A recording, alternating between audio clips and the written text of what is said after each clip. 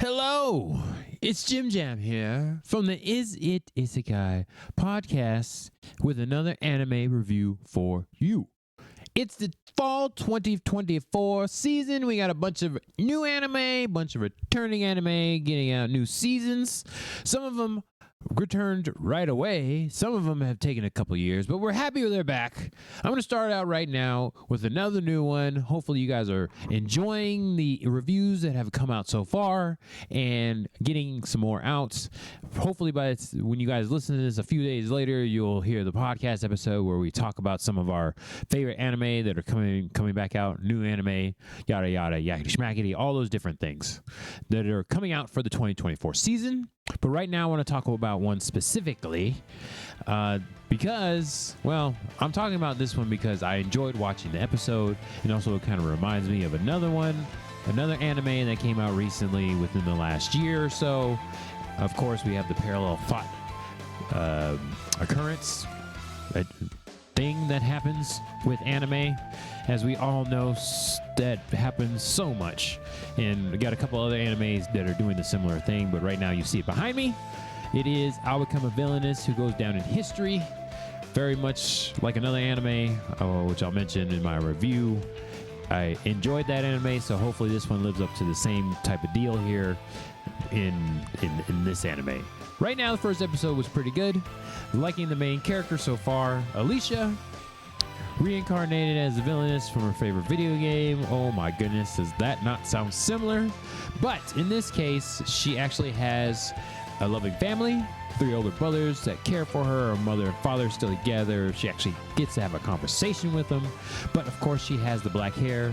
Not seeing any prejudice to the black hair so far in this anime. Apparently, she just kind of woke up at the age of 7, and her whole attitude changed according to her family. She remembered her past life, as far as we know, from watching the episode, but her family has no idea why she changed. That is very interesting.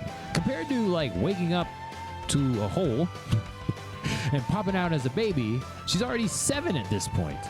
As we come to learn in the anime, that's like halfway, because we know at some point in the anime, you get kicked out of the nest and forced to live as an adult or go to school, whatever have you, magic school 9 times out of 10.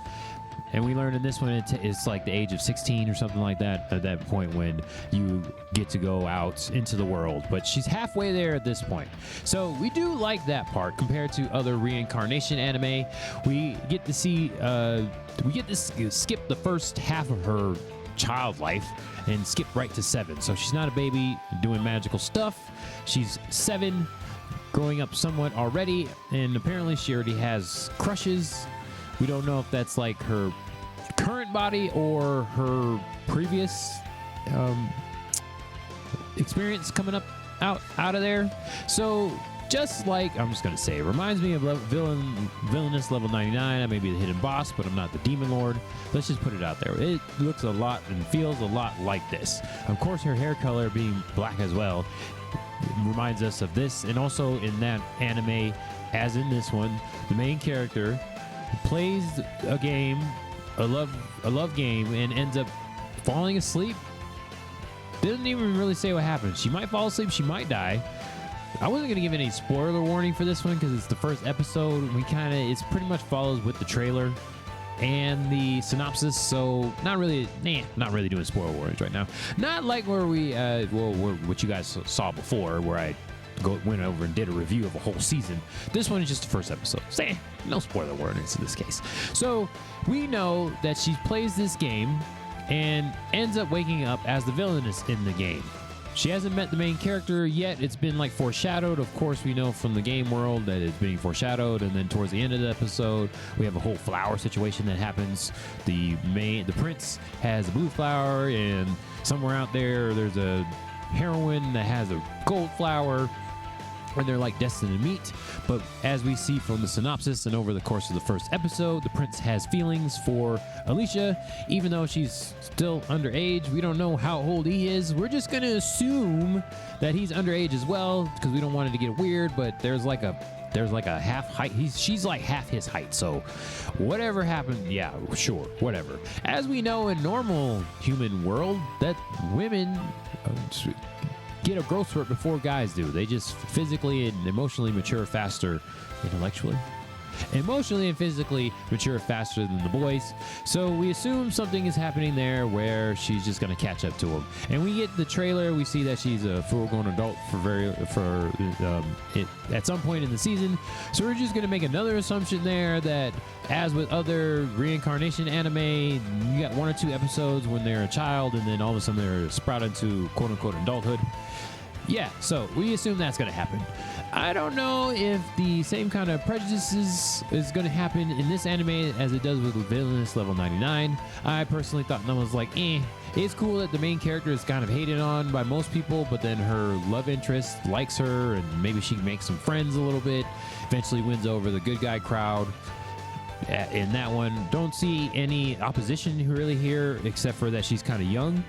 I mean, the king is already taking advice from her, and she really hasn't done anything except for read some books. So, yeah.